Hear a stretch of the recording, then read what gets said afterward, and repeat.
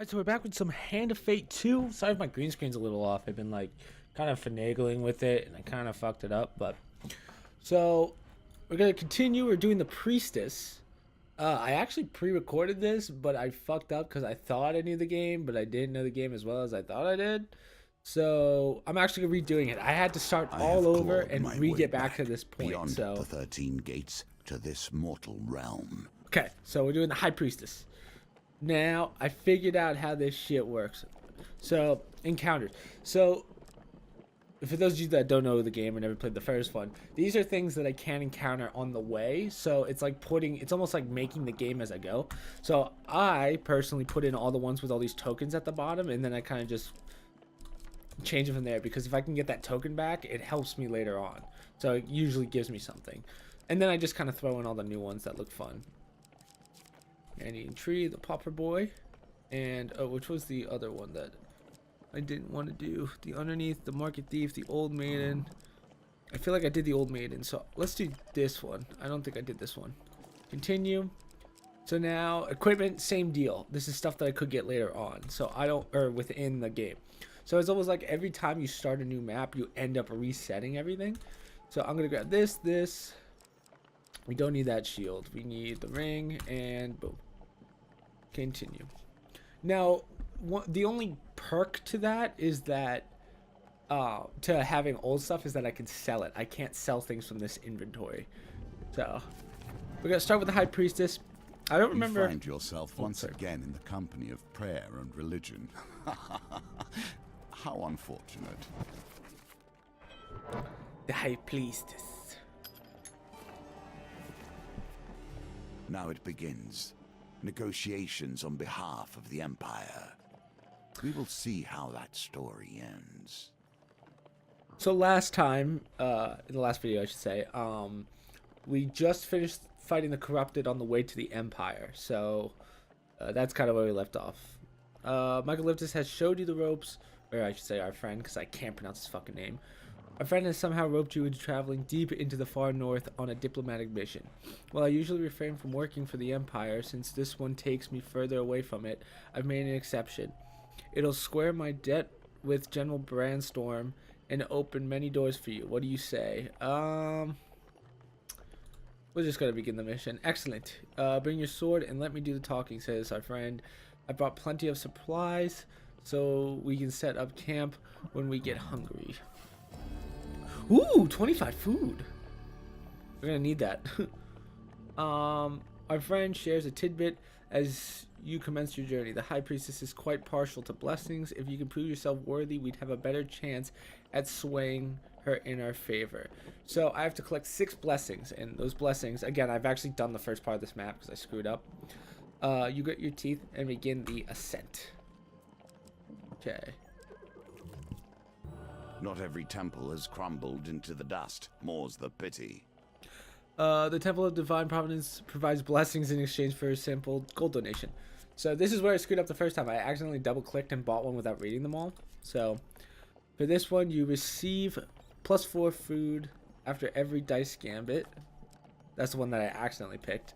Gold Zealot. Receive 15 life for every gold gain card you receive. Gold gain card. That could be useful. If your max life is less than 150, you may discard food, gain, or equipment for 5.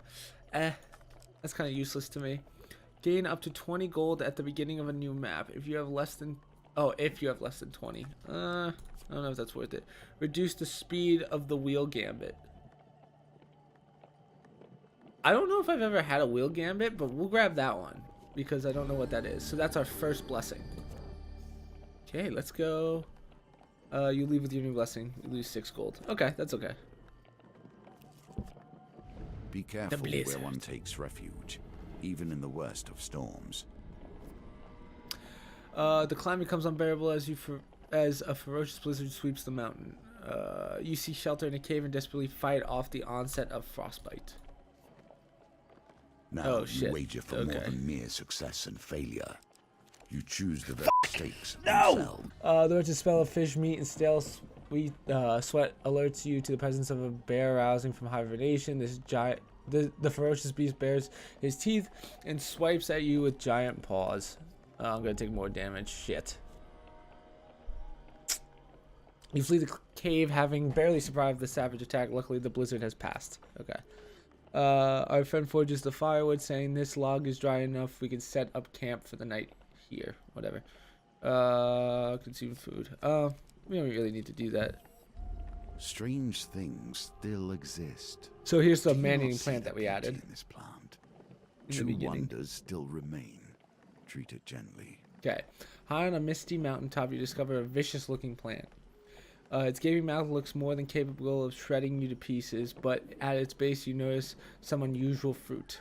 If you throw something, you may be able to distract the savage mouth, thus allowing you to steal some fruit. With nothing suitable on your person, you begin to search the area for a rock or a branch. Eventually, you find one, but are unable to retrace your steps through the mist back to the plant. That was freaking useless. Another blizzard? Are you kidding? What is the odds of that? Mountains together, Wow. even through the worst. The climb becomes unbearable as a ferocious blizzard sweeps the mountain. You seek shelter in a cave and desperately fight off the onset of frostbite. I can't believe we just got 2 blizzards in one map. Okay. Oh, God. Boom. When the howling winds ease, you clear the snow from the cave entrance to discover that dark clouds have passed.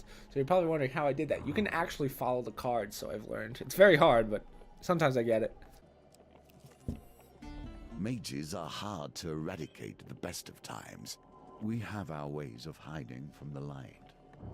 Following Michaelis's cryptic directions, many of which involve borrowing farm animals, you arrive at the edge of a vast and lonely lake. There you uncover a cave entrance blocked by a stone door. We must seek out Ira of the Vale in the underneath, the bard had explained as you followed a frightened cow around the previous night. Why are we seeking her? Our friend drops his wine nervously and forces a loud and heavy laugh, completely ignoring your question. The bespectacled ogre manning the door to the underneath doesn't look up from his book as you approach. 10 food items per entry, he grunts. Our friend scoffs. Robbery. If you're trying to hustle us, sir, I'll have you know that I can shoot lightning from my fingertips. The doorkeeper times are hard mouth. We have food to give. I'll give you 10. It's a lot, but a narrow tunnel takes you deep below the earth, opening into a vast limestone cavern. Twinkling on the edge of an underground lake, lake lies a small shanty town. Red taverns lining the quiet streets. Our friend leads on. Welcome to the underneath, coin slave. Since the bothersome empire edict, we've had to hide away in places like this. This used to be quite the hub of activity, but now he surveys the silent streets grimly. I guess the empire is increasing its forces. A few mages eye you suspiciously as they pass by. Pursue the stores, enter the Devil's Tavern, find Michael. Enter the Devil's Ears Tavern. A friend breathes in heavily the heady scent of berry wine soaked to smoke and feathers. The Devil's Ears, my home away from home. He pulls out his lute and leaves to serenade. The pretty bartender. She tries her best to ignore him. You survey the bar. A group of burly ogres crowds two small tables. Be sick if I could read. A giant fleshy eyeball floats somberly by the windows. Approach the eye. The creature watches you approach with interest. A smile breaks out in the knot of flesh at its base. Would you care to dance, small one? It asks solemnly. Ask for a dance. Let's dance. It's slow, circling as the creature humming an old harvest song all the while. After some indeterminate amount of time, the dance ends. The creature sighs. That took back my youth. Ask to trade. Let's see. This is an item I kept from the warrior I last ate. A regurgitated item on the floor with a clatter. Let's see. Winter's Blade. I need this. What do you have to offer in return? I have nothing to trade. The creature swallows the equipment again. Damn it. The ogres are arguing. So we approach the ogres. We approach the ogres. The ogres are arguing jovially whatever that means, about winnings. They seem to be caught up in some kind of dice gambling. Ask about the rules. Let's ask to play. The legislator throws you the dice and pulls out a shimmering scroll containing the blessings you're playing for. Ooh, okay. Long shot. These cards will... Ooh. Roll 18 in this... Oh, God. Play the game.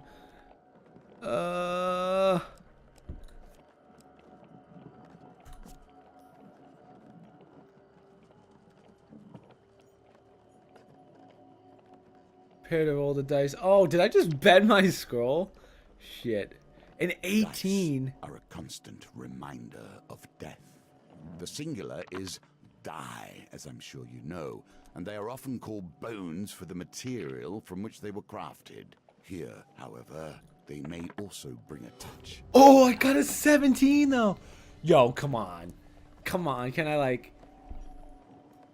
I was close. Bad fortune, the other glass of you. Feel your eardrum ringing. Could I fight to the death? I'm bad at this. Okay, pursue the stores. There's no point. I only have 4 gold, so I'll have to leave. Oh. Wait.